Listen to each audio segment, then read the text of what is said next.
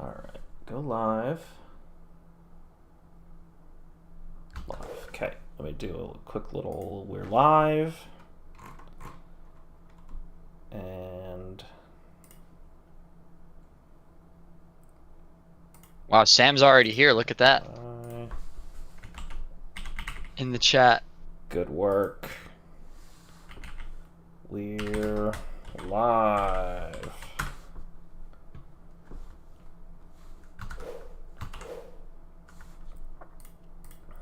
Back to that. Pop that onto full screen. And haha. Hey, hey. Hello, hello. Heaven and Sam, two of the most regular viewers of the Monday Night Weekly Heat videos over the course of the season. I think Heaven only missed one or two. I think Sam only missed one or two. They're the first ones here. They're lined up, ready to go. At the door before you're even live. That's dedication. Love it. Purple Rain, excellent. Alright, let's... Love this league. Come on, it's like we play Pokemon on a silly website, and we got people from all around the world tuning into a stream to talk about it. It's so cool. Yeah, the rules. And Love we that. are also now on... Our cameras are now visible as well, so... Oh, sick. Instead of Very just nice. the thumbnail. But Perfect. yeah, we got 3 of the 4 matches. Steve and Red Jolteon are playing in about 2 hours, but this stream will not go for 2 hours, so we're not going to watch them live. We could really milk it if we want. I mean, we can make it last 2 hours. Do some other stuff, right? But No, I can't though. That's too much. But Daddy's in as well. Yes. Excellent. We will. I got a whole life to live. I can't just. Be I know, sitting me here for too. 2 I got hours. things to do going on here. Things. But we have enough time to watch 3 matches at least. That's what we want to see. Yep. Ooh, that was a nice bottle slam. What do you got going on over there? Oh, I heard that was just 2 glasses clinking against each other. My guess. Okay. All right. You got me thinking over here. I'm like, what is JDB drinking tonight? Just big glass of cold water. Can't beat water. Gotta love it. I agree. And so here's Go my ahead, thoughts show on me. water. So you know how Yeah. sometimes people are like, "Oh, I don't like water. I need to have something in it." Yep. You know that you've heard people say that, right? Oh, one of my best friends is he's an anti-water guy. He always Yeah. drinks like Gatorade or juice or soda. Sure. So here's Anything but my water. thought. Here's my thought on that. I don't believe them. Really? No, I don't believe them. All people are so instinctively, biologically hardwired for water at such a deep level that I just can't believe that people don't appreciate drinking water. Hey, They don't don't underestimate the human ability to alter our natural instincts. No, I'm I don't just buy saying. it. People like water. When people say it, they're lying. Well, I mean, you have to think about it though. From your brain's perspective, you're still getting Yeah, your I'm water gonna stop you needs right there. met You are your from brain. Gatorade and other things. Sure. Just saying. Sure. I like all that stuff. I love sugar in my water, right? I'll drink Gatorade or LaCroix or Pepsi or Okay. I'll drink a Coke. I'll drink beer. I love all those things. Those are all great. Yeah, great things. Okay. But water is... No, listen, It's so base just- level that anybody that says, I don't like water, is either has not considered the opinion they are stating, or is just convinced themselves they don't like it. Now listen, I I'm not don't trying to play devil's advocate here a little bit. I'm a water enthusiast myself. I mean, there's nothing quite like a cold glass of water. I pretty much don't like soda or juice. I only drink beer and water, basically. I don't even drink coffee. I'm just saying, I can understand, I think, how people have trained their taste buds. You know how picky some people are? Some people will only eat white bread and plain pasta and one type of chicken tender. You've trained your brains to be such beyond what we've observed in the natural world, like that nobody was eating that shit in nature. Yet look, that's what people like to eat. It's like, I don't know. I feel like you can Well, definitely train yourself to not like water, right? I mean, we've been drinking beer for about 13,000 years or so. That's true. But That's true. no, I don't. I just don't buy it. Like when people say I don't like water, my thought is you're lying, You're or lying. you haven't thought about how silly the thing you just said is. So you think it's a public facade? They're trying to convince people that they're quirky. I don't that they don't necessarily like think water. it's that intentional, but I do think it is an unconsidered opinion that people who say it do not genuinely hold. Right. And I'm glad that this is that very important content that everybody is looking for. But Well, listen, I feel like, yeah, Purple's got it, right? You could train yourself to not like the water. I don't believe it. You've now failed yourself. I like that take on it. That's good. You've not only failed yourself, but your human ancestors and society as a whole. So there you go. All right, end of discussion. Cool. Water. We love it. alrighty, let's get into the playoff stream with How about it? JDBAR because and Sucaba is blocked by our. There, it does say and Sucaba. There you go. I'm there. Don't worry. I'm down there somewhere. Can't be. Yeah, Heaven's right. Maybe we should continue this conversation for the next 2 hours until Steve's match is live.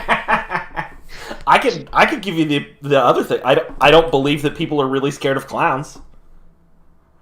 All right, we're not going into that right now. I'm gonna veto that right this second. If we just want to stall and have me give some of my own unconsidered opinions, although I have actually thought about that one. I think that one. I mean, listen, I have some opinions. Trust me, into culture a little. I bit. could get the people going. I've had many arguments over the years about whether or not sherbet is just a flavor of ice cream, and I've had so many people tell me I'm dumb, but I'm telling you, it's in the chemistry of how they make it. It's made with milk. It's a freaking ice cream. That's all I'm going to say about that at the moment, because I don't want to start a whole can of worms kicking down the road. But people are like, no, dude, it's sherbet. It's its own thing. It's sorbet. I'm like, no, sorbet's made with water and fruit juice, not milk. End of rant. So here's the thing. I think you're right, but also your correct opinion doesn't matter in this case, because food culture is also specific and personal. That it's like telling a native speaker they're pronouncing something wrong, like they just aren't, right? Because that's what defines like use determines correctness, and the same is true for foodways. But I take the point that you're making, and the point you're making is correct. Thank you. That's all I wanted to hear. All right, so how about them playoffs, huh? What do we got? What are we looking at first here? All right, we got. Who we got first? We got Electric and Firefalls. Sounds we got good. The bulky Tailwind versus the multi-weather Let's Abuse Charizard and Basculegion and Landorus. Yes, as we saw last week, these pranksters have been premier in these playoffs, causing so much disruption, support for the team, and we've got two great options with the prankster here: the Sableye versus the Murkrow.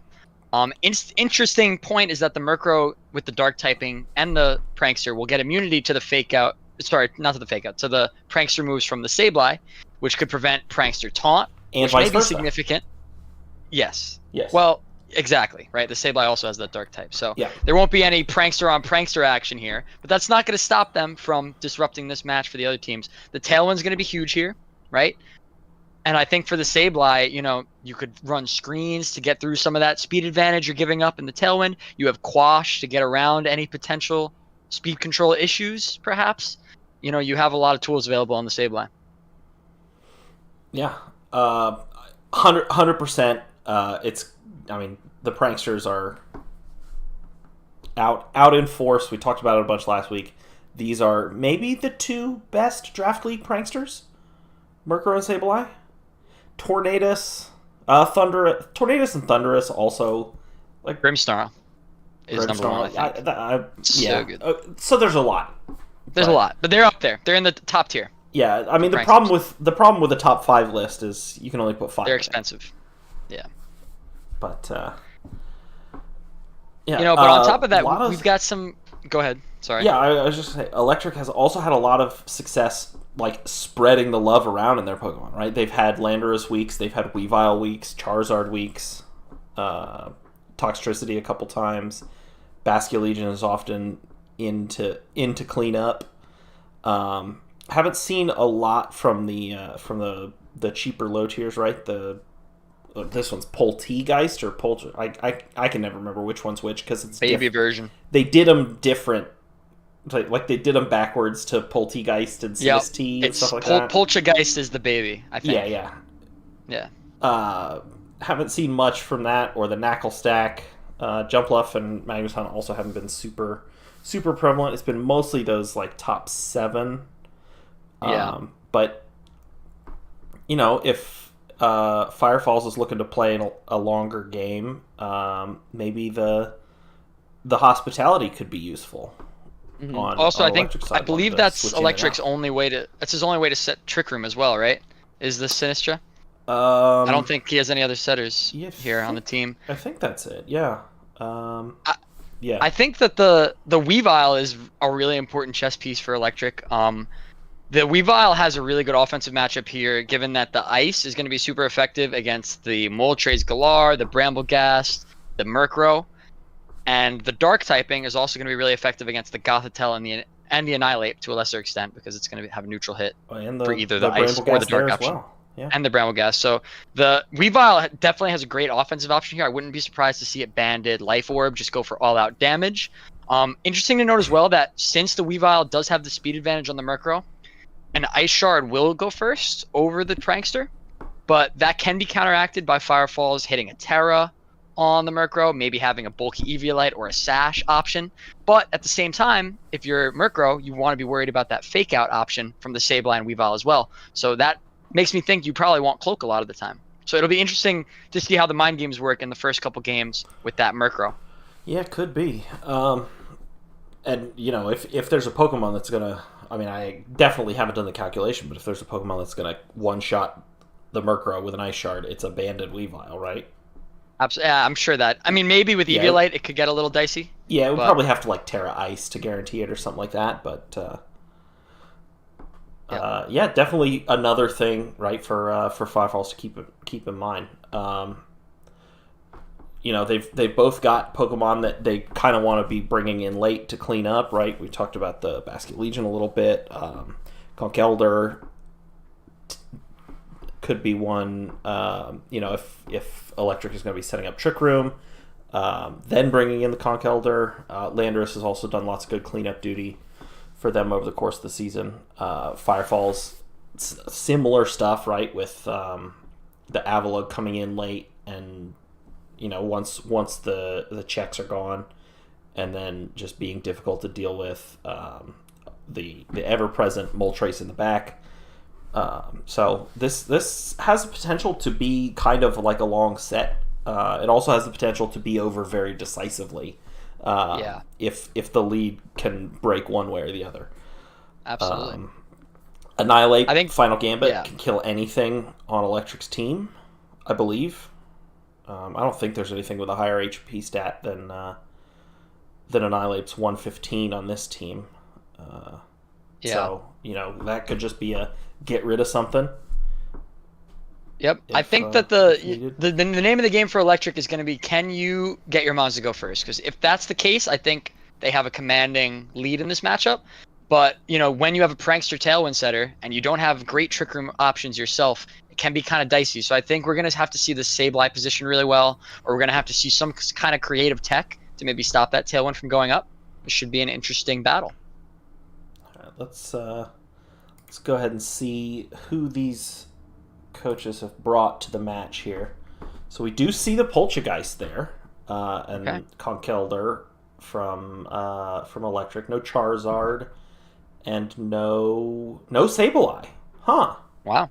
Just forgoing that Prankster option. I guess a lot of the mons you might want to be Prankstering are those Dark type, right? I mean, you got the Moltres and and the Yeah. Murkrow, both as things you might want to be taunting. Maybe just not worth it. Maybe getting a higher impact out of a Weavile lead, perhaps, or Yeah. maybe setting Trick Room with the Poltergeist. Yeah, so that tells me that we might be seeing some creative speed control strategies from Electric, maybe some Trick Room on the Poltergeist, maybe some fast Icy Wind on the Weavile.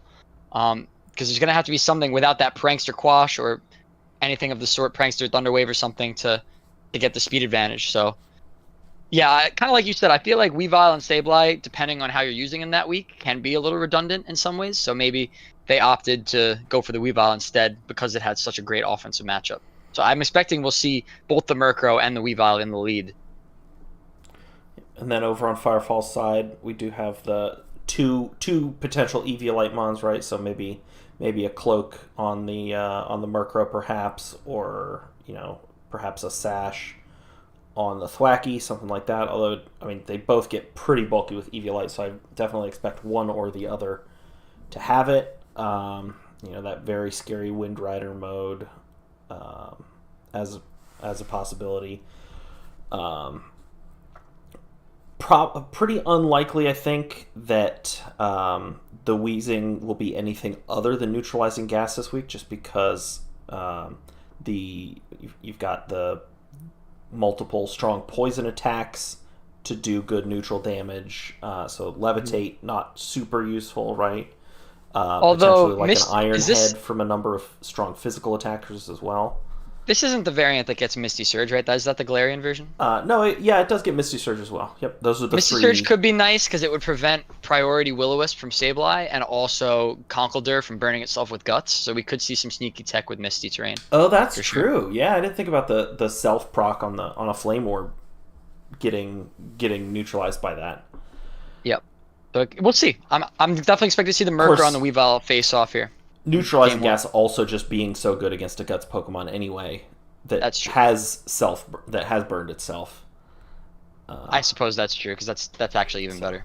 Yeah, it's a little bit of damned if you do, damned if you don't. But all right, what do you say we get this show on the road let's here? go ahead and fire it off. We're already sound off. Almost 20 minutes in. Oh, you have it muted. You're good. What's that? Oh yeah, sound off. I went and muted all of them already. All right, good. All right, let's do it. Here we go. All right, so we do see the Weavile lead from Electric, and yeah, with no Poltergeist, with no Sableye, the final Gambit potentially just being a kill something option. Oh, I guess there is the Basculegion as a ghost type that can handle that, but still something scary, right? If Firefalls just doesn't want to deal with one of these Pokemon, just get rid of it. Absolutely. And there we go. Helping Hand Ice Shard. Maybe could have got there with Terra, but that tells me that this Murkrow is almost certainly Eviolite. Yeah, it's probably gotta be with Eviolite, heavy physical bulk to only take that from a Life Orb Helping Hand Ice Shard. So that's well calced by Fireballs, and nice to realize that, in order for this thing to live and get my speed control off, I need to make sure that I'm bulky. Yep. Helping Hand generally not something you see on Conkeldurr, but it's there. Probably not Sheer Force if the Life Orb is over here, so we may see it get burned at the end of the turn, or it might just be more supportive with Iron Fist, in which case you don't want the if it's more supportive, you don't want the burn at the end of the turn. Yeah, probably Iron Fist there. Ice Shard cleaning it up, but I mean that's a 1-for-1 trade. Yeah. The miss could be big. Oh, miss is a knockoff. Definitely big, and then we see the Sash there, which means Sash is not on the Thwacky. The Landorus comes in. Unfortunate that you can't hit the Bramble-Gas with a Mac Punch, which you'd love to do. Yeah, because of that ghost typing. We see the Terra Flying come in, and then just another knockoff. So nice protect to preserve that Bramble-Gas. We're gonna see it get a big hit here. Yeah, massive damage. Both players playing pretty conservatively and also pretty well, right? I mean, you throw a knockoff into a protect, but I mean, plenty of smart plays and smart targeting generally happening. Fire Rat's probably going to finish off this Conkeldurr. Yeah. Yeah, with +2 for sure. This is actually a pretty interesting situation here because I'm don't not seeing the way that Electric's able to break through this Moltres. I'm almost think you have to double it this turn, right? Hopefully, maybe somebody has like a spread move, maybe. But then again, a Sandseer Storm's not going to hit the Moltres. But at +2, almost certainly it's going to take a KO on this turn, especially to the Ghost type weak Basket Legion. So I almost want to see like a Wave Crash and a Terra Blast Yeah, right Wave onto Crash, that right Terra now. Blast, or Wave Crash, and Sludge Bomb Yeah, as the something two to get big damage off. You got to damage prioritize it here. options. We won't be seeing any more Tailwind. There we Oh, we do go. see We a do spread have a move. spread All move, right. Muddy Water. Yeah. But it's going to activate that Citrus Berry, which will not get the KO, and it's going to boost its special attack 2 more times. Berserk, and Fiery Wrath just closes it out. Yeah, Wow. Still had that Annihilate in the back there as well. So Yeah, even and more for Electric to fight through. But that's part of the problem too. Is like it's hard to remove Moltres unless you have massive damage because the first hit is just going to take it into Berserk range, and then the Citrus Berry is going to heal it back up. I think the Nasty Plot was really massive that game, giving it that offensive pressure before needing to set up the Berserker, and then getting that extra juice it needed to clean it up at the end. Really well played from Firefalls. Yeah, and I think if we've got a taunt somewhere, we're very likely to see it pointed at the Moltres in a game too. Just trying to prevent that Nasty Plot from making it an immediate offensive threat and kind of making Firefalls have to work for it a little more. Absolutely. It could be good into the Murkrow as well, which we know is probably holding an Eviolite, not a Mental Herb, especially since it's not coming from the Prankster Sableye. So if there is Taunt available on Electric's team, it would be a priority bring, although it would be going after the Prankster. So yeah, maybe not as good as advertised. Potentially Trick Room as an option for Electric in Game 2 as well. There are more slow Pokemon on the team this week, right? We've got the Conkeldurr and the Toxtricity and the Poltergeist. That being said, though, there's 4 Mons on the team of Firefalls that have a super effective hit into Poltergeist. So if it's not Sash, it could get dicey if it's the recipient of a double up. You obviously have the Rage Fist, you have the Fiery Wrath, you have the Brambleghast, Shadow Sneak, and Poltergeist, and I'm sure you have like a Foul Play or something on the Murkrow. All stuff that's going to be doing big damage. Probably some Flying Move on one of the 2 flyers as well. So it is maybe a hostile environment for the Poltergeist, even if that was maybe a larger part of Electric's plan going into the match. But so let's see the adjustment. Let's see the second game here. Got the sound muted. Yep, still double checking even though I did them all already. You know what? You want to protect the viewers' eardrums here. Absolutely. I like it. We're all on the same side. We're all on the same team here. The sign of a good host. Alrighty, so we've got the Weavile again, and the Poltergeist is coming. Yeah. There it is. And we see a different lead from both teams. I really hope this Poltergeist has Sash, because if it does, and you have Fake Out on the Weavile, you can Fake Out the Thwackey here, and you should be able to get off your Trick Room, and if you have Sash, unless this Thwackey's holding a Covert Cloak, in which case you can just double the Poltergeist with a Grassy Glider or whatever, Woodhammer, and the Shadow move should be enough to take it out.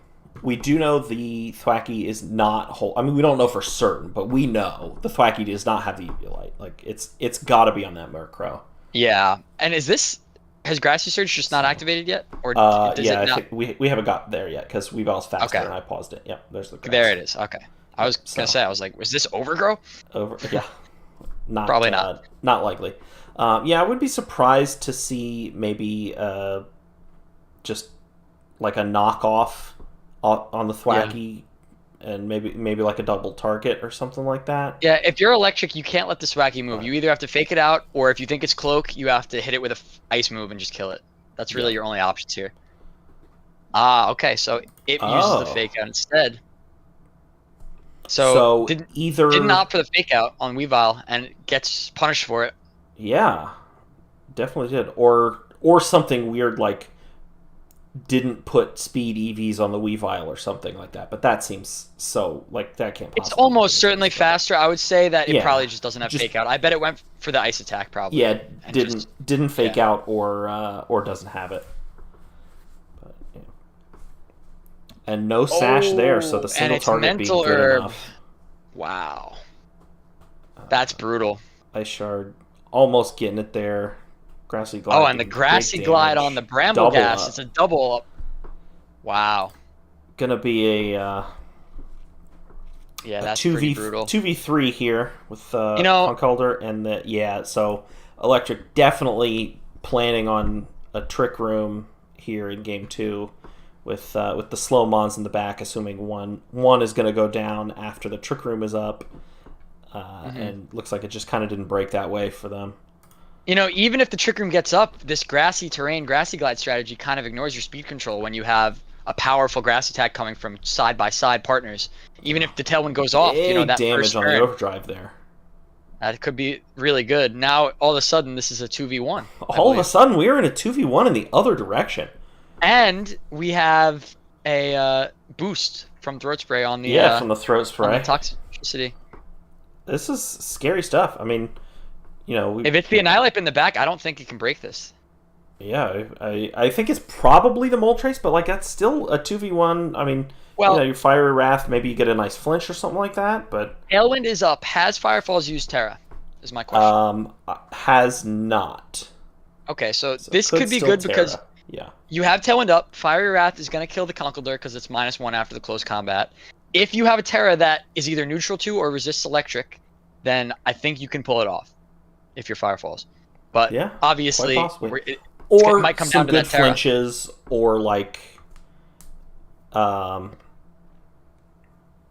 don't know what, Dazzling Gleam on Wheezing, maybe, right? I don't know if Toxicity can one-shot a Wheezing. It is, it is a single target overdrive now, so I don't know. Okay, so we do have a Moltres as the fourth one, and a ground type. And there we go. The ground Terra is going to eat this hit. Overdrive just chomps it up. And that might be enough. Oh, and just kind of styling. Just hit the nasty plot, even though you maybe don't need it. But, I think... I'll skip to the end there. I think the Fiery Wrath plus Fiery Wrath, as opposed to Nasty Plot plus Fiery Wrath, probably more reliable option, because, even, then you're not, hoping you don't miss, more chances to fish for a crit. But, when you hit it and you're at +2 anyway, then it kind of doesn't matter either way. But really well done by Firefalls. Great prep to have the Terra ground on the Moltres. That was exactly what they needed in that scenario, and it pays off. Yeah, definitely. And well played after a rough lead on Electric side as well. Almost for both games. Yeah, the Terra ground, which is admittedly a relatively common Terra type for a Moltres, but even so, was well played from both coaches. Definitely could have gone to a game 3, and congrats to Firefalls moving on to the semifinals. Hated to see it. Yeah, our first semifinalist, Firefalls music. Hell yeah! Let's get the pastes up here and just confirm all of our suspicions. Yep. So we saw Scarf on the Basket Legion, but it was still Guts, just as a I guess what would maybe have been burning or poisoning. I don't know. Maybe a Thunder Wave or something like that. Yeah, something like that. I mean, I like this. This Basket Legion seems to have a supportive mindset with the Muddy Water and the Icy Wind. We actually saw all 6 of these Pokemon hit the field too. I'm surprised to see no Mach Punch on Conkeldurr, but maybe they were really buying into this Poltergeist Trick Room setup.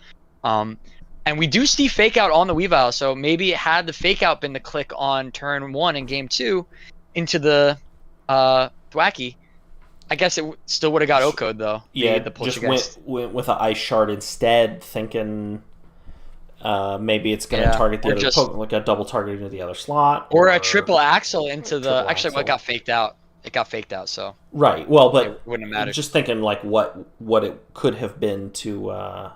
what other play Electric might have been going for, but... You could have maybe Terra Ghost, triple axle, the Brambleghast would have got it done, but... I mean, in hindsight, it's obviously... That's a tough call to make, because you don't know what the Thwackey's going to do in that situation.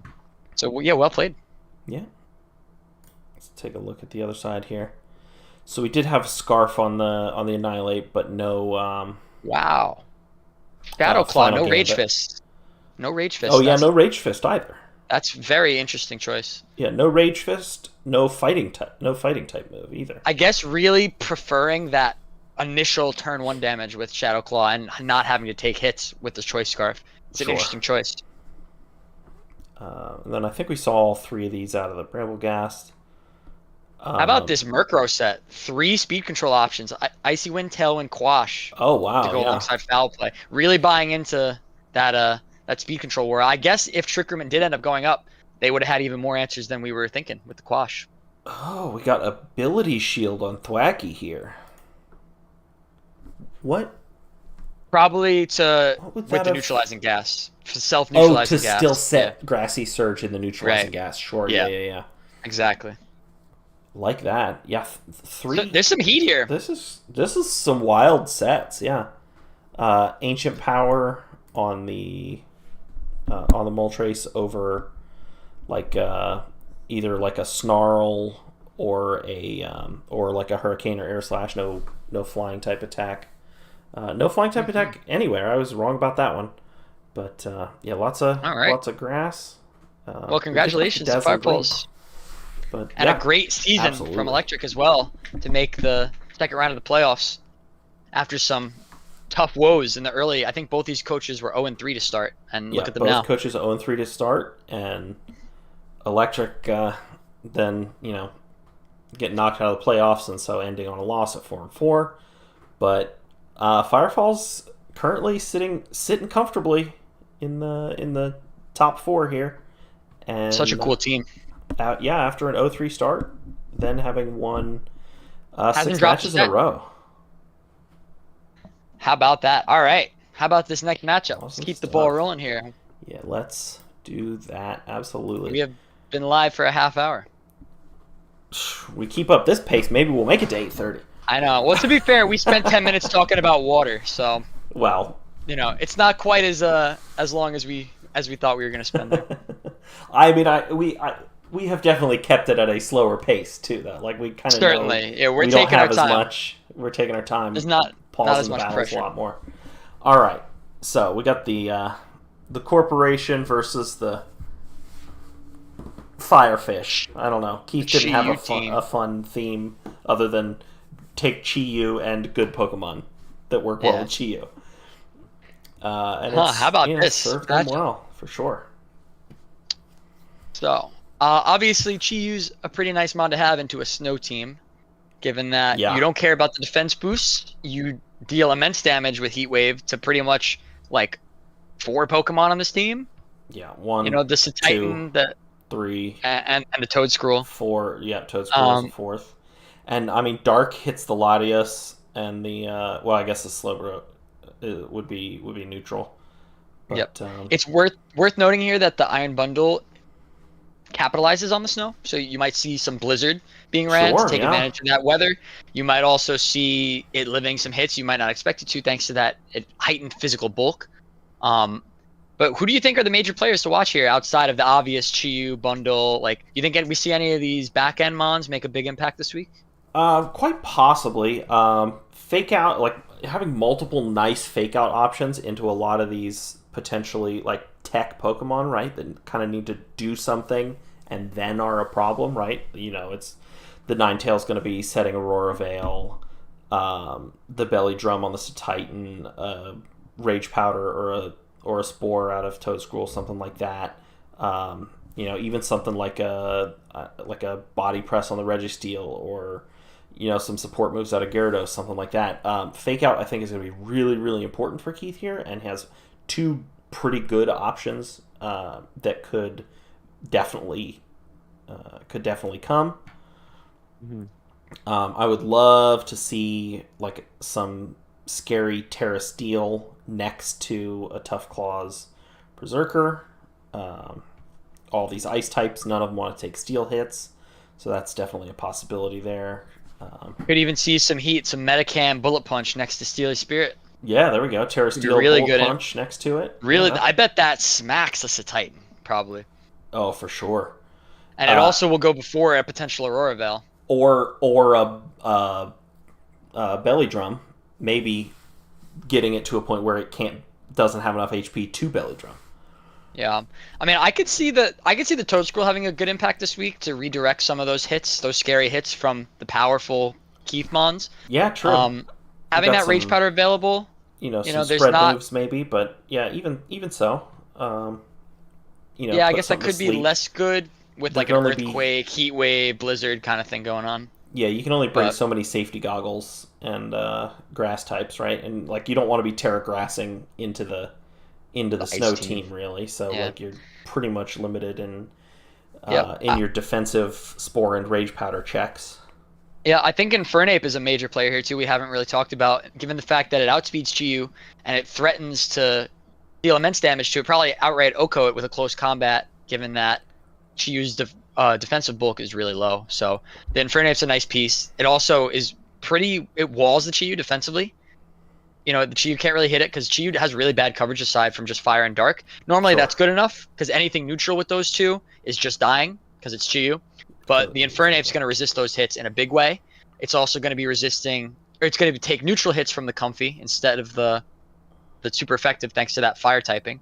Um, and it's just really going to have to watch out for the bundle and make sure that it's not catching any stray hydro pumps or Yeah, scalds to start it something like off. a maybe something like a sash on it to just guarantee that it can Yeah, get I that like big that. close combat into any number of these potential lead Pokemon, right? You could have the Chiyu doesn't want to take the close combat, the bundle doesn't want to take the close combat, the Berserker, which could very reasonably be expected to come, doesn't want to take that close combat as well.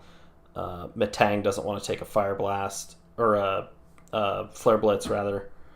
Or potentially maybe it's a mixed or a special Infernape as well. Just take advantage of that Yeah. Chiyu a little bit. And That's true too. for And whatever's when it next comes to to it. that, playing against the Chi-Yu, having special attackers on your team is nice to take advantage of that. And we do see that with the Latias and the Ninetales. And the To a Ninetales as lesser well. extent, maybe the Porygon Z we might be seeing with some Yeah, big the Porygon damage. Z, the Toad Scroll, perfectly respectable damage output. Yeah, it's like I think it's like 80 the stat. It's nothing to write home about, but when it gets boosted with Yeah, Chi-Yu, it it might Oko's do a more great than you tusk think. with Well, Eevee's Despair. everything Oko is a great tusk. It has like no special bulk. You need to run Sash or Yeah, Scarf or something on definitely. Great Tusk or like Assault Vest. But we're not talking about Great Tusk. We're talking about this. Let's see the match. I'm Yeah, let's excited. get This is going to be pulled up fun. here. Let's see who we've got. This is going to be an absolute blast. This seems like a really fun matchup. I have no idea who's favored here. Matang! Alrighty. So we do see Second the round, Matang. Matang! Here we go. Oh my We god, got this some, is. Wait, we got wait. some steel This types. is an all in Steely Spirit team right here. We have the Berserker, we have the Metacam, and we have the Matang to take advantage of that Steely Spirit. I love And this. on the other side, we've got no Registeel, no Latios, and no Ninetales. Wow. So So no snow, no Snow for Heaven. which I'm sure is Marshtomp not what Keith wants to see, given they have all showing up. these steel types. This Infernape is like the dream mon to have in this situation, by the way. Yeah, Infernape is going to Infernape be loves very this scary. matchup. Bundle has to come 100% of the time at some point. Like, it's got to be on the 4, or Infernape just is too much of a problem, I think. Yeah. No. Yeah, we might see like a self-proc Decidueye, weakness so- policy maybe with this Matang, with the clear body. Could do some big damage. Sure, yeah. As far as What learns Bulldoze on the squad? probably I bet Zapdos gets it. Yeah, probably Zapdos. Zapdos gets everything. Zapdos gets everything again. There was like a generation where Zapdos didn't get everything, and now it gets everything again. It does not get it. But Oh, bummer. regardless, I mean, it could with Terra anything can proc a weakness policy. Absolutely, yeah. You can make it any type for whatever you got.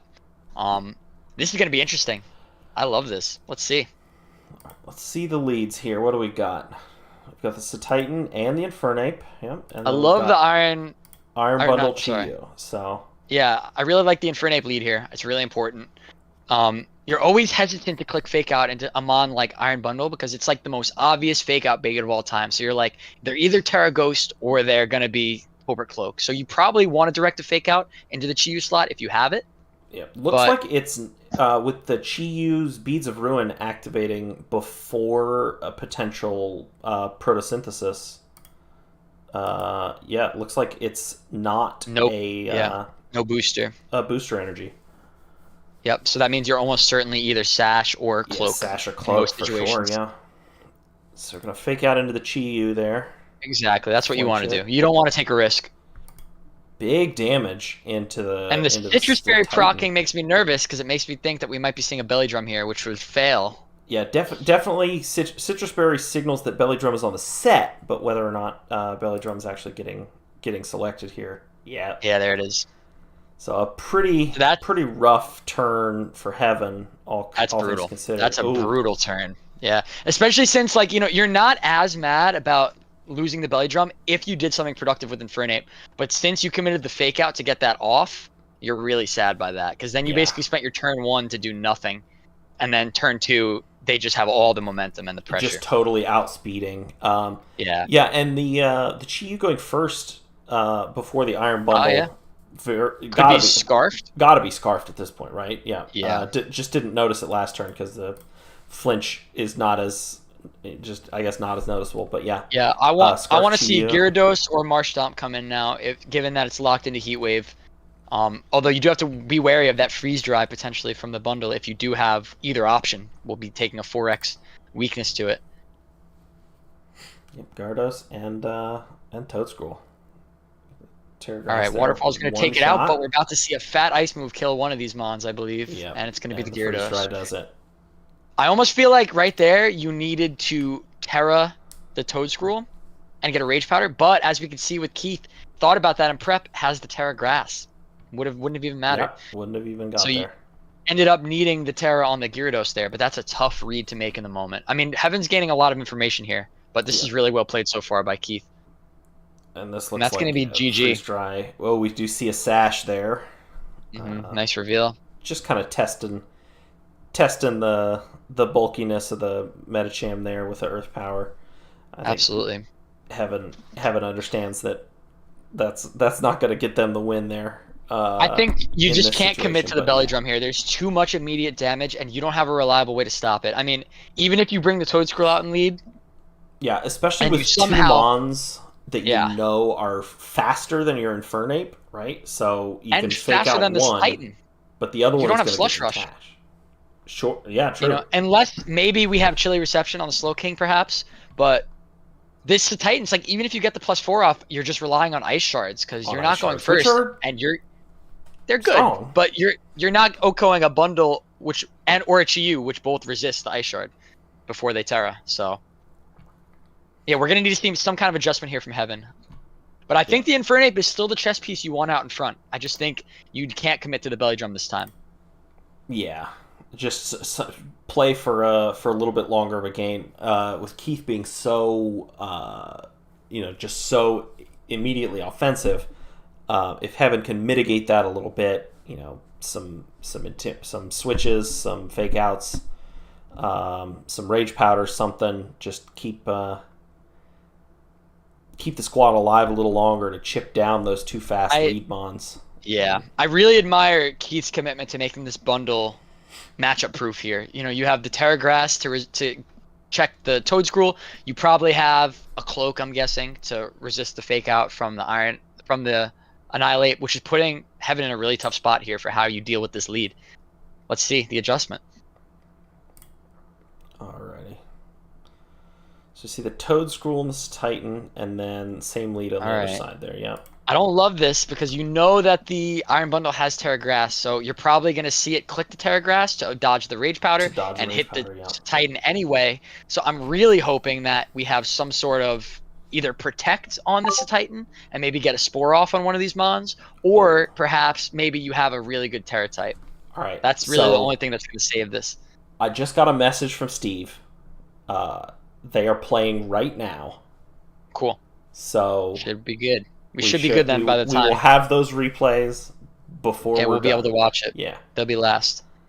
Awesome. All right, let's see. We need to see something here from Heaven. The Terra Spore, Grass, maybe. See Terra Electric. Yep, the Rage We Powder. see the Rage Powder. It's useless, though, in this spot because you know it's going to Terra Grass. Yeah, I don't love that play. Still strong enough to kill that Titan. I think what maybe would have been better is if it does have Spore, if you protect the Titan and then you Spore the Chi-Yu, you've at least bought yourself some time here. But as we can see, that Terra Electric doesn't even resist the water. So it really is going to do the same damage as if you didn't Terra at all, given that you're probably facing a fire and a water move anyway. So that's tough. So fake out We're gonna find out if and it is a cloak as well. So just there it is. Yeah, that's this that's gonna extremely be a scary wash. With the Terra committed, the freeze dry is just gonna kill this Marsh Stomp as well. Mirror Coat's fun. mirror coat. I think you don't get to pick your target with mirror coat, right? Maybe not. I have no idea how that works. Which would be why it went into the dark type there. But yeah, this extremely scary lead of Bundle and Chi-Yu. Chi-Yu having that scarf just to outspeed the Infernape. It got it done. Yeah.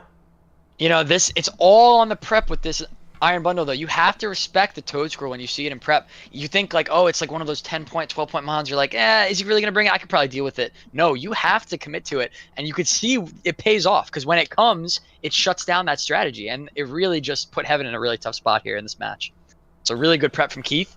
And good idea from Heaven, but, you know, it's really tough to get through that. I really honestly don't know what could have been done.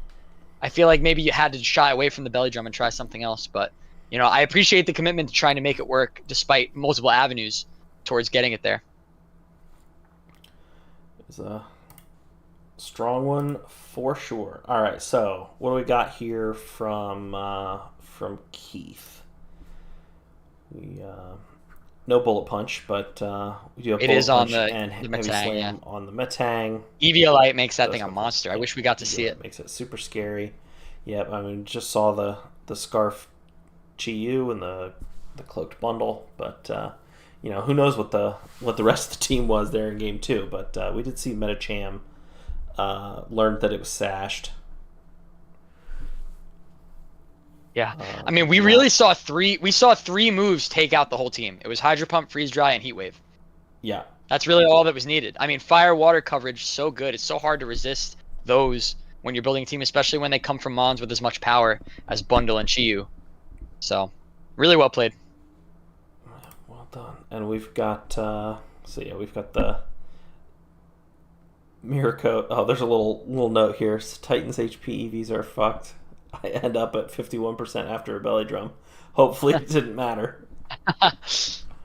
Now that I see the pace, I can actually understand why Heaven went for that play in game 2, because honestly, this team feels a little passive outside of that's a Titan. It's kind of relying on the belly drum to do damage, right? Because you have 3 mons here that really don't have any investment. I mean, you do have the liquidation investment on the Marsh Stomp. I'm not really sure what the stat is looking like there, but you know, it's really you're relying on your Gyarados, Infernape, and Titan for that damage. So getting that belly drum off seemed to be a big part of the game plan. And obviously, Keith had an answer. Scarf Gyarados, I do like. Got the Thunder Wave there. Terra Rock to get. I don't know. You know, Stone Age and Terra Blast, Terra Rock.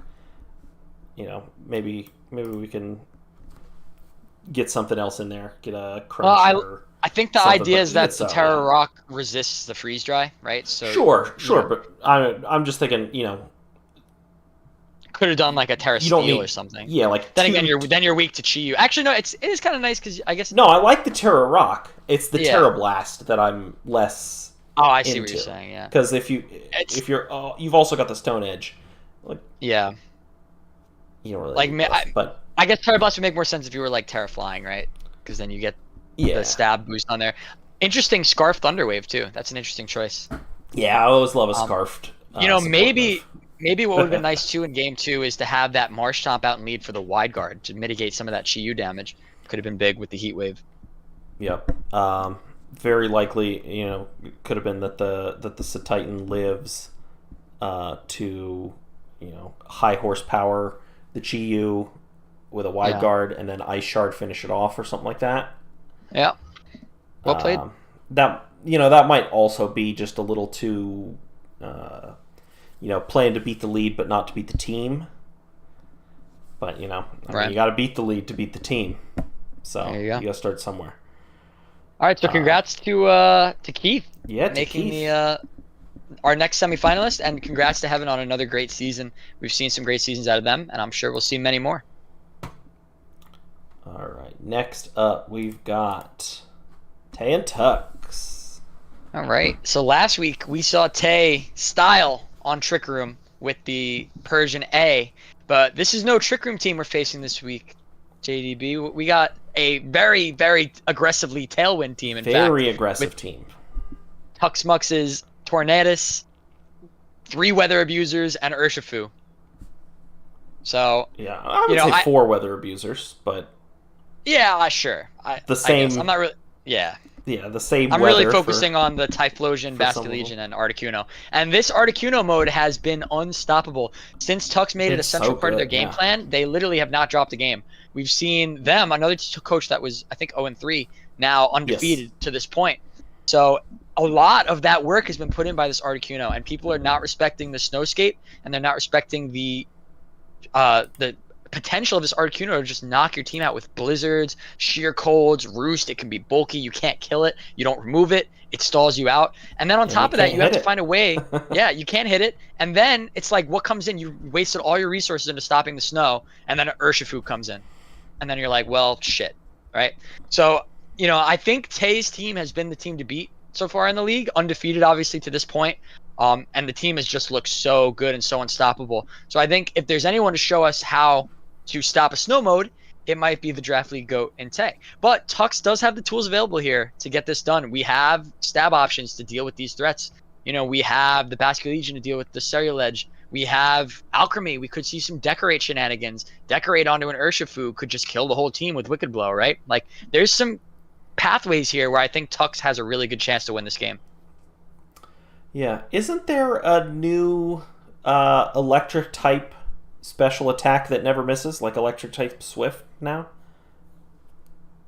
Maybe that comes against this unhittable Snow Cloak Bright. I know there's a dark move. Darkest Lariat doesn't miss. I'd have to check on the electric. I'm not really sure, but moves that don't check out accuracy obviously really good into the Articuno. Yeah.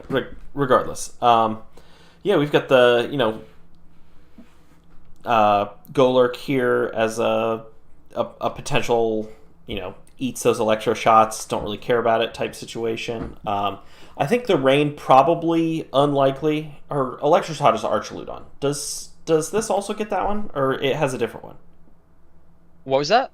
The new electric type move. No, it doesn't get electro shot. It gets the electric type sucker punch. The other one. Yeah, that's the one. Yeah. It does not get electric shock. I believe that's only for Archaludon. Yeah.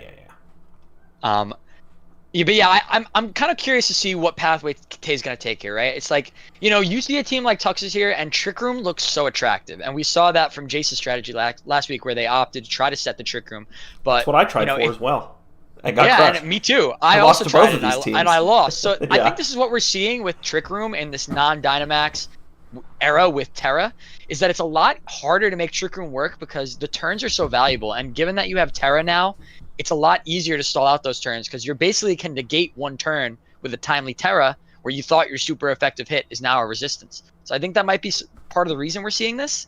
So I'm wondering, how much they're going to play into maybe setting that Trick Room against this team versus just, I'm going to Iron Defense and Body Press, or I'm going to try to do stuff with Raging Bolt with the Electro Sucker Punch, right? We might not even really see a priority with setting speed control. You do have their Bombi's ability to match the Tailwind, although you might have to worry about potential Oko coming in onto the Bombi. Should be interesting. If you see a double up, yeah, like a Bleak Wind, and then I guess it would go first if it clicked Bleak Wind, but you could Tailwind Eruption, and then that might kill it unless it Terras.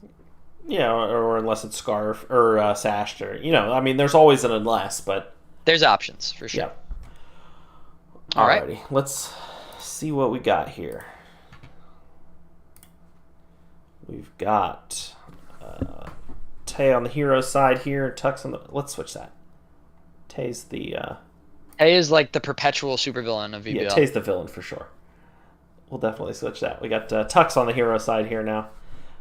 So we do have the Articuno, no Typhlosion, no. I will say I do like Tux's bring of the Golurk and the Spiritomb because you're probably recognizing that Trick Room's really attractive for Tay's team. The Arbalava, the Raging Bolt, the Bronzong, the Ceruledge, all things that typically would want to be going first once you set Tailwind with Tornadus if you could turn the tides on a Trick Room.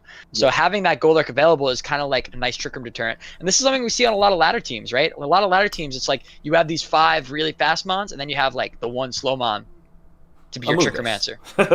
Right. Yeah. But sometimes you see like a Trick Room attacker too. Sure, Some and some of the less powerful formats.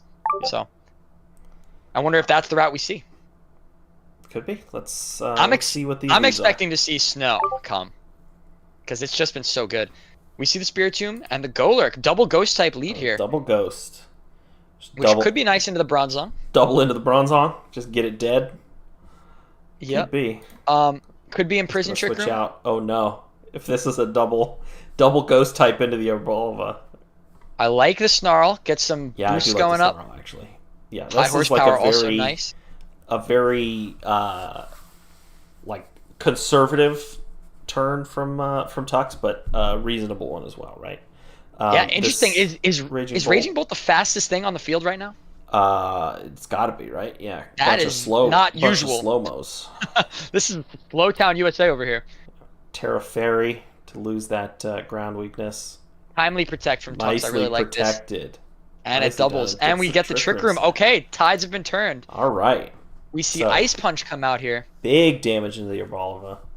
70% there. Maybe it gets Iron Fist, right? Yeah. Probably. It's probably. I would love to see a Snarl here from Tux. Lower the special attack here. There it is. Awesome. Really nice to see. Now you're going to be much less effective offensively, although given the power of these Mons and the double up, it will take out the Golurk.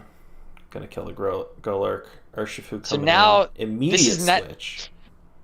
Given these Mons in the back, this is the problem with setting Trick Room when you have this team that wants to be so fast, right? It's like you've now set Trick Room for Tay, who's now utilizing it to go first. Yeah. So I think you just kind of have to. You have to keep snarling here. Yeah, I think keep so. Snarling. The fact that we see the Urshifu switch also tells me that it might not have Protect, because otherwise it might not have Sucker Punch. Yeah. Well, I'm thinking even at -1. And you could see Tux recognizing their mistake. Resetting the Trick Room there. It does have Sucker Punch. Gonna kill the Arbalova. Oh, and it goes before the Thunderclap as well. Nice. It's banded, yeah. That's what I mean. So like it's gotta be that's what I'm trying to say. So like when you switch in the Urshifu there, ideally you want to protect and either reverse the Trick Room or Snarl again, right? But the fact that they switched it in and then bring in the Torn, alarm bell should probably ring in Tay's head. That might be a choice scarfed or choice banded. Yeah, Urshifu. Quite possibly choiced in some way. Seeing the booster energy on the Great Tusk, and just get that Trick Room set up again. Still have the Bronzong in the back, and this is a tough 3v1 to get going. Picking up some information. That's a decent way to get it started, right? Absolutely. It's still going to do a lot of damage, though. Yeah. 120 base attack, base damage is still... Absolutely. Yeah. Still a lot into a Terra Poison. But, So I think almost certainly a blunder in Game 1 by Tux to set the Trick Room, given the Mons they had in the back. I think I would have been more about it maybe if we saw the Articuno or maybe like a slow Basket Legion in the back instead. Given that you had the Torn and the Urshifu, probably didn't want to set Trick Room, but I really like the creativity that we saw, bringing something like that as a lead into those Trick Room Mons, and I think it definitely could have worked. I think for an adjustment, we either see a full commit to the slow mode, or we just don't really care, let Tay get his Trick Room up, and see if we could do some damage with these big power Mons. Let's see what kind of adjustments we get for Game 2. Let's switch our sides here. And we'll fire it up. Alrighty. Game 2. See the same lead out of Tay. Get Tornadus and Articuno. And there we go. Out of Tux. Immediately Terra Steel. So the turn 1 Terra both games for Tux. Snowscape and Blizzard to just start fishing for freezes. And there's the Trick Room, right? Yeah, now Tay wanting the Trick Room up. Sunny day there to big damage to solve that snow problem. Yeah, and Urshifu just goes down in one Thunderbolt. This is going to be a hard wall to break with this Raging Bolt going first here. I do like the Steel Terror on the Articuno for that first turn. It checks the electric and the steel move coming in. Yeah, I like the Steel Terror as well. Yeah, just this Raging Bolt, so scary when you don't have clean answers, and just hasn't really been the clean answers, especially for this with it being Terra Fairy, right? Yeah. Yeah, and just 4 kills for Raging Bolt in that final game there. And we see Raging Bull just dominate, right? And like as Heaven pointed out in the chat, this is an Urshifu's worst nightmare is running into a Terra Fairy, right? On Raging Bolt. Not what you want to see if you're a Urshifu. But yeah, that was just really well prepped by Tay to recognize, Trick Room's a great game plan. I like that Tux recognized that and tried to kind of like get one step ahead in game one. It just didn't really work out with the mons they had in the back. But I think I really do like the idea there. Oh, my chat's been broken the whole time. I was last thing I got was Daddy's bad take. I have not seen any of this. Yeah, terrifying. Oh, you thought the chat was just dead. Yeah, I've been checking on it a whole bunch. It just stopped working, so I popped it out and refreshed it, and now I have all of it. But and it seems like we stalled just long enough because Steve just said in the chat that they sent Steve the replays. has sent me the replays. Let's take a look at the Take a look at these pace here first. All right, so we've got Mental Herb. We didn't see Heat Proof over Levitate.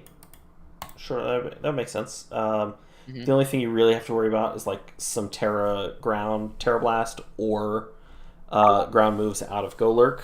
So if you can handle that, then you just rather have the fire immunity against a potential eruption, right? Or not immunity, but resistance to live an eruption and like still get your Trick Room up or whatever. All Raging Bolt needs is stab. When you have Dragon and Electric, there's really not a lot that resists both of those, if anything. Yeah. We didn't really get to see any of the other mons shine because it was kind of just the Raging Bolt show, right?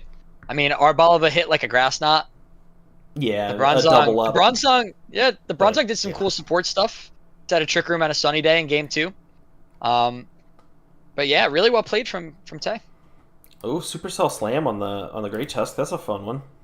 That is fun. That's risky business. I brought that a couple times on my Electros this season, but yeah, I think it. I haven't really seen it do anything, but I don't think it's as risky as people make it seem to be. You're basically just reading for text with it. People run high jump kick. Yeah. And it's fine. It's fine. It's very strong. Well, so I guess the idea is that with high jump kick, you get rewarded with a way higher base power. It's like 140. Like Supercell Slime's only 100, and to have that, and to not even be 100% accurate. True. It's not only do you have to worry about protect, but you also have a 5% chance of just missing it and getting screwed. So, but I guess if you don't have wild charge, I don't remember. I did use Tusk. I don't actually remember if it had wild charge or not. I don't know if it gets wild charge or not either. But so we got the tailwind on the Rabombi. It does not get it, so that would explain it. And Assault Vest on the Cyril Edge. Terra Fairies all over the place here this week. And why not, right? Yeah. It's how you deal with Urshifu. Get him on in position, click Terra Fairy, and it can't touch it. Especially when it's choice locked into like a dark or a fighting move. Which it will be if it's choiced most of the time. And let's see, was that a Scarf or a Band? I'm kind of curious. I'm lead towards Band, probably. Yep. Yeah. Banded. Bright Powder again. Icy Rock on the Snowscape Tornadoes. Pretty cool. Cool Spirit Tomb. Will-O-Wisp Snarl Destiny Bond is nice. Yeah, I like Destiny Bond as a surprise kind of move. I love it. Yeah, just not great ways across the whole team to handle a Terra Fairy. Which is exactly what Tay recognized. I mean, I don't think there's a single mon on Tux's team that even has a stab move that's super effective into Fairy. I don't think we have a poison or a steel type. Yeah, we do have nope. Well, we have Magnezone. But I suppose. Yeah, all right. But I mean, if you bring a Magnezone to tech against the Terra Fairy. So will Tay add another championship to their decorated cabinet? I guess we'll have to find out. All right, as they make the semifinals. The messages from Steve. Copy these, and then jump back. Evan did call out the sun too from Tay. Some nice calls in the chat. All right, let's pull up the matchup. The matchup here first. Get the pace turned off, the battles turned off. Steven Red Jolteon. You talk for a second, and I will pull up the. I'll get the. Yeah, you got it. So here we've got Red Jolteon versus Steve. We've got another battle of pranksters with the Thunderist versus the Meowstic. Steve obviously has this mono flying team. So if there's any coach that could take a mono type team deep in the playoffs, it's Steve. And we see that right here. We've seen a great wealth of utilization from Steve from some of these low tiers all season. Mainly the Driftplum, the Glistor we've seen put in some heavy work, the Howlucha. The Enamorous T has been a monster, doing big damage behind backs and other things like that. So we've definitely seen some cool tech coming out from Steve. And then on the other hand, we've got Red Jolteon, who many were throwing some shade in the draft after the draft for this Feraligatr trade up they made. But we've seen this team be super effective all season. I was definitely a hater on Meowstic, and yet we've seen it shine now for many weeks in a row for Red Jolteon's team. Obviously, the headliners of the team are the Fluttermane and the Garchomp, right? So I'm sure if you're on Steve's side, that's going to be the main focus of your prep, right? Not only how do I deal with the prankster situation, but how do I deal with this Garchomp and Flutter? Always going to be a big part of the prep. As far as tools we have available for that, obviously the Driftbloom is a powerful piece to have versus a Fluttermane, considering if you manage to activate Unburden, you'll be going first, you'll be hitting super effectively with Ghost Stab, and you can potentially set speed control first to get your team going. There's no Prankster Tailwind or anything like that available on Red Jolteon's side. We do have Prankster Thunder Waves as speed control from the Meowstic, but otherwise Drifblim is the premier stetter once you activate that Unburden. So potentially getting these mons to go first. Alternatively, you could be running the Thunderous to be Prankster, have some Thunder Waves flying out. But I think the name of the game here is how do I make sure that my mons... Well. Yeah, how do I make sure my mons go before the Garchomp and the Flutter is going to be the key to victory. Crushed it. I do think the stream is showing the pace for Tay still instead of this matchup. I just looked over. They're maybe a little behind, but oh, maybe I'm just behind. Sorry, you're good. That's totally my bad. Cool. I accidentally paused it. You had it paused. Yeah. We got it going there. I was like, oh no. What's going on? No, we are good. We're good. So yeah, what are your thoughts on this matchup though? Any sneaky things I'm missing? Well, I was kind of half listening while I was doing some copying and pasting and putting some stuff in some windows. But yeah, I mean, the Garchomp, the Fluttermane, the things to deal with. Not a lot that deals with both in a tight package, right? So Steve's going to have multiple Pokemon there to do it. The Corviknight does a pretty decent job, right? Steel type, resisting dragon and immune to ground, and then can check the Fluttermane pretty well offensively. Mm-hmm. So I think very likely to come as a result of that. Something I really like the Moltres as well. Maybe like an Assault Vest on Corv could be big to mitigate that Shadow Ball damage and the Heat Wave or Fire damage from Moltres. Yeah, because it's already doing really well against those physical attackers, the Garchomp and the Bisharp, and to a lesser extent the Feraligatr, which will still pack a punch, but could be an interesting move. Once again, we've got the dueling pranksters in Thundurus and the Meowstic. Thundurus being a little faster. Having access to that prankster taunt to maybe out prankster the Meowstic, maybe force Red Jolteon to think about a mental herb in prep rather than like a sash or something like that. Just anything to put the pressure on when there are such when Steve's team is 10 flying type Pokemon and a Terraflying Palmont, your prep is kind of locked in a little more, right? You've got the probably bringing a rock slide or two as coverage. Yep. Ampharos, you got to really think Ampharos is very likely to come. or maybe they're just having like Ice Punch or Terra Maybe Ice Blast on something. Scarf Rotom Oh yeah, with Rotom could discharge be next to Garchomp could be a Rotom real could be a big problem. player here, for sure. Yeah. You have a wide guard anywhere? Tropius gets wide guard, right? Yep. So that could Yeah. be So nice to mitigate a Earthquake. lot It of could these help dazzling with gleams, Dazzling Gleam, Heat earthquakes, Wave, heat Blizzard. waves, blizzards, and discharges. Uh, Yep. yeah. This might be Tropius's week. Your stream did stop on my end, so I'm not seeing your screen anymore in the I'm Discord. showing as. Oh, on the Discord, you don't see my screen. Yeah. Um, okay, hold on. Let me just get that back. Because I won't be able to see the match. But other than that, I mean, I'm excited to get into this one. See, can a monotype team make it all the way to semifinals, or will the former reigning champ Red Jolteon continue a dominant stretch here and try to go back to back? So like good storylines on both sides, right? Screen one. There we go. I see it now. Yep. You got infinite Discord right now, right? Absolutely, that's correct. And now you've got the battle. I do have the battle. So let's get into it. Let's see it. Oh, did you lose the battle? Now you have infinite. I do have infinite Discord. And now you have yourself. I do have myself. Okay. Now do you have the battle again? I do. Okay. We're good. Now, well, my camera on the screen is now the infinite Discord though, which is fine. It's not really a big deal. Oh, not for me. It's not like I'm not. I'm capturing you and I'm capturing your. No, camera. I meant on the stream. Oh yeah, just for a second. That's gone. Yeah, that's Okay. Yeah, Cool. that's fixed again. All right. Yeah. I'll trust you to have your. There it is. Perfect. All right. Sounds good. All right. We got the battle. Do you see the Rotom? Pulled up here. All right. So yeah, we do see the Rotom. We see the Moltres with a Heat Wave, or not with a Heat Wave, but we see Moltres. Bisharp in there. Who do we not have on? We don't see Feraligatr. No Feraligatr. No. No Tropius. Tropius. No Furret. No. Chestnut. No Luxio. Yeah.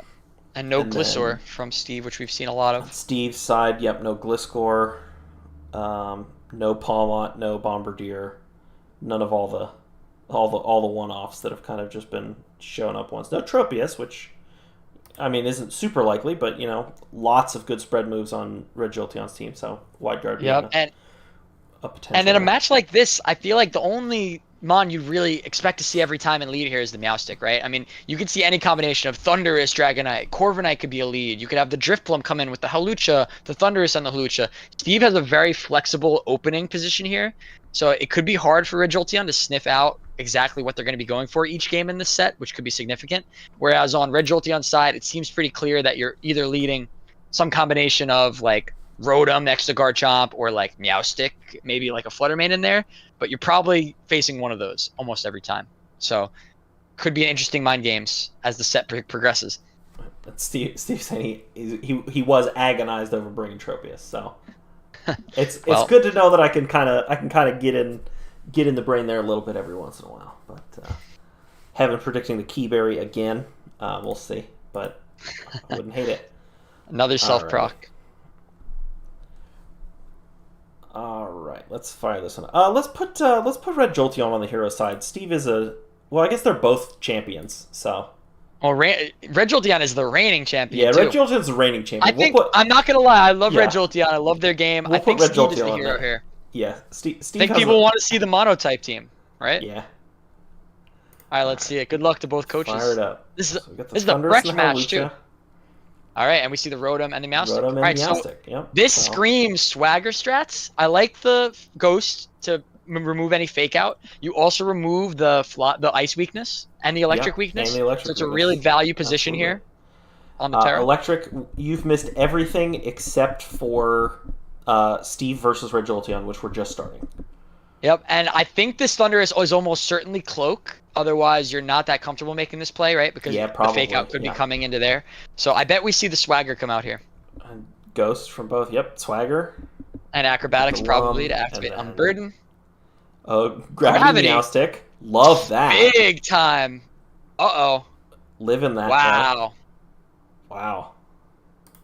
And we see Whoa. a big time Terra from the Rotom, and the 2x Terra Ghost Terra Blast smacks right through Reflect. Enough. I mean, you definitely don't bring Terra Ghost Terra Blast as anti Terra Ghost Rotom tech, Right. but It's I for mean, when Red Fluttermane and Jolteon hands for it to you, Meowstic, you right? just take that one. Yeah, Um, yeah, definitely, and this definitely. is a really good spot for Steve because now I bet Red Jolteon was probably expecting the Rotom to live that turn potentially and get an attack off, killing either the Thundurus or the Hawlucha with a Blizzard, or probably both. Now you let the Thundurus get a hit off, putting yourself in Oko range the following turn, and the Flutter is outsped by the Hawlucha with the Unburden. In So Unburden, yep. we see the Swagger the Swagger come Meowstic. out. Just play some odds a little bit. The Yep, and we know Thunderous this can't get Flutter is not Scarf killed, because we see the Photosynthesis activate, so no worries there. The Hawlucha will be going first here. No Sash to worry about. and So yeah, it's almost gonna get to certainly a just do Terra Blast something. right into the Flutter Mane. We already see the Terra committed. Um, nice protect, timely. Precisely that. Get It's a going to give the tailwind set Moltres. up. The Dragonite comes in. Lots of smart switching here. Steve burning out this gravity, and Red Jolteon not going to get a second chance at it. Yeah, Heat Wave and going to there's kill the that's Hawlucha yep. finally. That is exactly what Red Jolteon needed to do. Is they needed to get the Hawlucha out of there while protecting their Flutter Mane to win the end game. This is an interesting spot because obviously, if you're Red Jolteon, you have moves here that deal super effective damage to these mons. Terra's off the table for both coaches. You have that Icy Wind, which is gonna break the multiscale. Or did we already see it get broken? Yeah, Yeah, it's already 4% broken, but for the Heat Wave. So now you can hit it with a Moonblast, which is just fine. You might want an Icy Wind anyway, although yeah, I you mean do it's have four times. You're gonna hit the Corviknight for super effective, and mitigate this Tailwind a little bit early. yeah, could be big. Although Mirror Armor could be a problem for the Icy Wind. True. Putting that speed drop back onto the Flutter Mane. Back onto the Flutter Mane. Good point. Wow, big Missing miss. big miss. Oh, and it gets the Tailwind. The late Tailwind Wow. definitely going to be big here. Moonblast clearing out the Dragonite. Cores in a 2v1. Wow. Fluttermane lives the Brave Bird. Probably would not have lived an Ironhead, but that's not what got hit. And then the double up there. Wow. Steve That goes is down. Strikeout wins game 1 2-0. That is a devastating Rock Slide miss. Unfortunately, the gravity ending prior to that move happening, that is brutal. Because almost certainly a Rock Slide, unless it could be Charty Berry, we don't know. But Sure. getting that Tailwind off, or even just having that information for next game would have been big for Steve. Or potentially just taking the Oko. If it does Oko the Moltres, you almost certainly win the end game, given that you have the speed advantage with the Tailwind, and Flutter Mane being in a 1v2 at that point. So really big. Oh, that's true. Reflect was still up then as well. So Oh, that is a good point, I suppose. it might not have mattered. I mean, Moltres is bulky-ish, but Dragonite does have like a billion attack. Yeah. So. I mean, having that chip down would have been really nice too, because then you wouldn't have found yourself in that situation where you had to Oko 1, and then, just having that damage would have been great. So pretty unfortunate. And we miss out on that information. Is it Charty? We don't even know. We'll find out. It's going to sit in the back of Steve's mind, perhaps, for the rest of the games. Maybe we won't find out. Or maybe we will. Let's see here. Sound off. I really like this Hawlucha here, right? It's like, if there's not a great pathway to stopping it, maybe you just lead the Tailwind right away. Yeah. Or you lead the Icy Wind right away. Maybe you have a timely Terra on the Flutter Mane. I would say that the Swagger Lum Unburden does basically just lose the game 15% of the time. Because, that's such a devastating miss. Yep, it happened to me when I had Volbeat yeah, and Hawlucha. I mean, I take those odds, right? I mean, 85% is, I'll roll those dice and bet $10 all day, right? Yeah. But, it is not without its risk, though, is the point. Electric pointing out in the chat that unless Dragonite was banded with the Reflect Up, a bulky Moltres would have lived the hit. So perhaps, maybe not. Yeah. Perhaps, yeah, but we'll see. All right, so what do we got here in this game, too? We got Driftbloom and Amorous and the Rotom and Moltres. Yep, Moltres being a nice Pokemon in game 1 there for Red Jolteon. Rotom also. I am concerned about the health of this Drifloon here. It's about to eat a Blizzard and a Heat Wave, perhaps, which might just kill it. Yeah, He quite can't possibly, Terra, right? and that's maybe the problem with a mono type team is you can't Terra both of your Mons and protect them. So, opting to protect the Enamorus, I think we might want to see a Trick Room here to make sure that the Enamorus is going first. Could be a Tailwind with a fast Enamorus. Ooh, Red Jolteon getting maybe a little greedy there. Oh, doing like no damage on that Heat Wave there. And gives up does the get Trick Room. Letting Enamorus, Terra Fairy, Dazzling Gleam just finish that one off. Rotom goes down. Moltres below 50% now. It makes me wonder if the Blizzard do basically nothing to it. Would a Blizzard have picked up the Drifloon there at 80%? Is an interesting question. Probably. Yeah, we got nice Rain Dance through mitigate. Yeah. It is going to catch a burn, so little chip. Not nothing. Puts the Enamorus on a bit of a clock, but yeah. And we see this thing's a monster. Yeah, this game too, basically going exactly how Steve drew it up. Enamorus T is such a monster. I love it. Two Pokemon, like two of Red Jolteon's big damage dealers, just out of it on the first couple turns of the game, and Fluttermane extremely low. Meowstic in the back, probably not a whole lot of utility for it at this late point in the game. If it's, I don't know, set a Reflect up, but like any move is going to kill this Fluttermane anyway. Well, so. The problem here is there's just not enough juice left because the Fluttermane's only going to get one more hit off, and you need to get through 3 Mons. The Meowstic does not have the offensive prowess to do it. So this will resist the flying type attack, but not enough. Even behind a Reflect. 20% to a physical attack. Yeah, and when you're a Fluttermane. Yeah, I'm actually maybe a little physical surprised. Attack is super effective when you're a Fluttermane. I'm a little surprised with the resist behind a screen. I would think maybe it would have had the juice to live with like 2% there. But it was at 19%, and it is Fluttermane getting hit on the defensive side. But, so we see a nice answer from Steve. If you're Red Jolteon, you cannot let Trick Room go up, right? I think maybe recognizing that mistake on turn 1 to not opt for the nasty plot. Maybe this time we see just an attack coming out, or maybe we see Steve opt for a different strategy. We've seen 2 separate leads in 2 games, so maybe we see 2 very different leads. And that's always really hard. Yeah. Like when you just having the mind games of you don't know what lead. Is he going to go back to what worked before or what didn't work with the Hawlucha? Is he going to stick with the Trick Room? This is a tough spot. I always hate these decisions.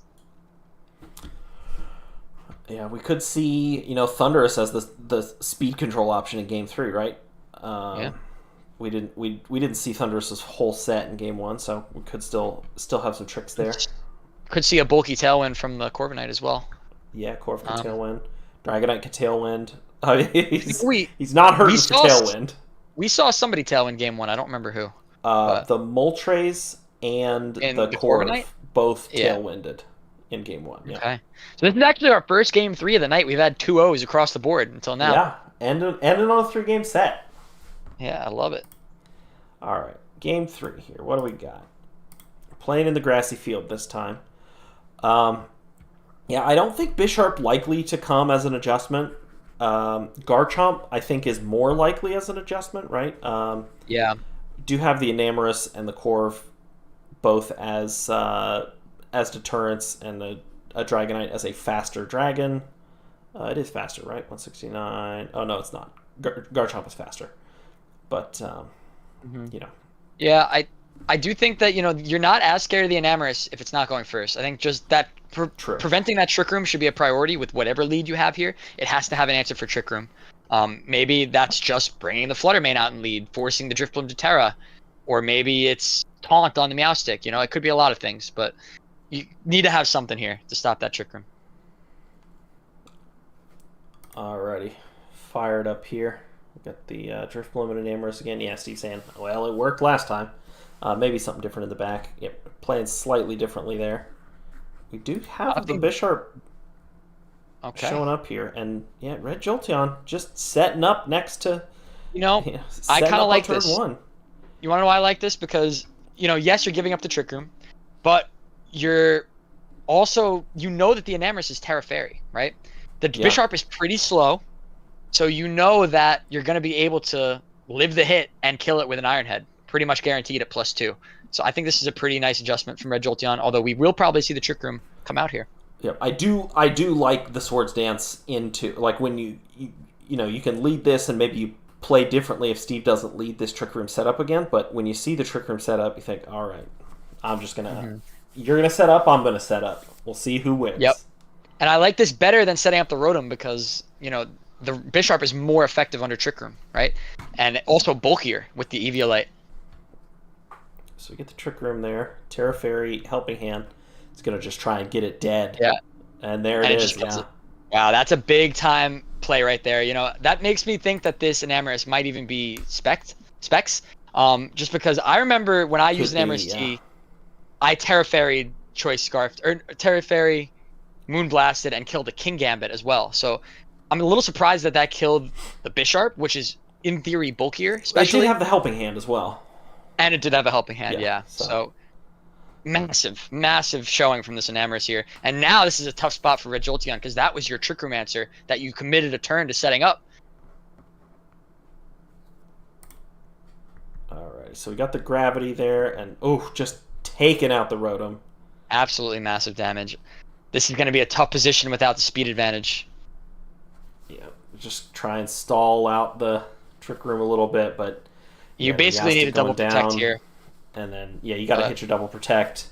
And misses. Yep. Wow. And down goes the Fluttermane. 4-0 for Steve to finish that one off. And, the Swagger strat's fun, but I think Steve identified maybe not the way he wanted to play to have the best chance of winning this one. Very well played to Red Jolteon. But unfortunately, turns out Mono Flying is too strong. All right, and we did get confirmation from Steve that it was not Specs, it was Fairy Feather. Fairy Feather. That's the new Enamorus. Soft Sand or whatever. Yeah. So yeah, it did the calc to be able to OHKO the Eviolite Bisharp with pretty much ease. And interesting Meowstic set. We see the Gravity, Psychic Terrain with Expanding Force. I guess the Psychic Terrain was to self-set up to the Expanding Force while also potentially denying Prankster Shenanigans, which we didn't really see come into play. Could have potentially stopped, protect against a Thunder Wave or a Scary Face or Eerie Impulse, something like that. Yeah. While also boosting up your own attack and damage output. But yeah, really well played by Steve to be able to recognize I have the speed advantage, had the confident calc to say, okay, I can handle this Bisharp with my Helping Hand Moonblast, regardless. So really nice showing through the resist. Extreme speed as well as an anti-extreme speed answer as well. There you go. So, there you go. Yeah, definitely there. Mm-hmm. No Sash anywhere. Kind of surprising. A lot of Mons with 4 times weaknesses. I mean, I say a lot. 3 Mons with 4 times weaknesses, and for none of them to be carrying a Sash, I'm a little surprised by, but not the end of the world. Clear Amulet, clearly prepping as an anti-Thunderous, Scary Face or Eerie Impulse. Well, it does have immunity to Eerie Impulse, doesn't it? Do Electric types are immune to that, or no? Electric types are not immune to Eerie Impulse. Aha, interesting. Yeah. So yeah, that's nor a nice... are ground types. Ground types also not immune to Eerie Impulse. I think I do remember that interaction now, yeah. And we didn't really get a chance to see this Flutter, pull off some of that scary damage that we've seen just because it was hard to get it in a position where it had the speed advantage. In the first game, we saw Tailwind be a factor in making sure Fluttermane goes last. In the second game and third game, we see Trick Room preventing it from being able to go first. So really nice speed denial by Steve in this game to really shut down that Fluttermane. Yep. Alrighty, so what do we got here? We got Kasib is the Ghost Berry, right? Yep. And we do see the Cloak on the Thunderous, which makes that game 1 lead very scary, where you're very confident. I have the Terra Ghost, I have the Covert Cloak. You can't stop this combo from getting off. Thundy, a problem in Mox, so the Amulet came, and then I mean, the Eerie Impulse was there. I think it's fine. But, I think that's a fine bring, yeah. Yeah, especially since... I don't think... we saw how important the Rotom was in that first game, doing big damage with the Blizzard, so I think prioritizing being able to stop that and get your damage off, especially when you're committing Gravity as the side partner to get that blizzard off, you want to make sure it's doing max damage. So I think the clear amulet is a totally great choice, actually, even though it didn't really matter in this matchup. It absolutely could have in an alternative timeline. So I think that's fine. And I now that I see the Kasib berry too on the Drifloom, I understand the confidence of Steve to not worry about the Bisharp. I thought maybe at first when you lead the Bisharp, you're trying to hit a dark move and then another attack on the Drifloom. But Steve obviously not opting to tear it because I have Kasib berry. I don't care. Oh, is Kasib berry the dark berry, or is it the? Or is it the ghost one? Oh yeah, it is. It is the ghost one. Yeah, you're right. It's one of them, but I don't remember. Yeah. So that would make sense then for the first game where he could have hit it with the. Actually, no, because he had the Fluttermane Shadow Ball like is kind of what you're playing. Is what it's for. Yeah. All right. Yeah, I'm misremembering. Yeah, dark one is Colbur berry. You're right. Oh yeah, Colbur berry. That's right. Yeah. You're correct. That's my bad. So I guess just not scared of the dark move then at all. Could have been like a Night Slash. We got there. Although I guess with Meowstic next to the Bisharp, you probably can live the hit because you're not really worried about what the side move is. Alrighty, so we've got the final four here. I know the matchups. I knew what it would be if Steve won, and I knew what it would be if Red Jolteon won. So our two what used to be conference finals and now are just semifinals. It is going to be Tay versus Steve, and Keith versus Firefalls. It's going to be our two matches to watch next week. All right. So we've got Steve and Tay. This feels like it's going to be a tough one for Steve to win, but Steve's been hunting for it all season. He's been like, Tay, bring it on. Come on. Yeah, Tay's like, no, I'm not picking you. I'm not picking you. Well, it's tough because the Raging Bolt has the Thunderclap, right? So yeah, that kind of really brutalizes your chances because it doesn't matter if you speed control.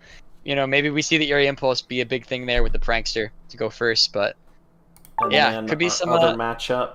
We've got Firefalls and Keith, the bulky Bulk Lords with the great speed control versus super scary natural speed and this time pressure.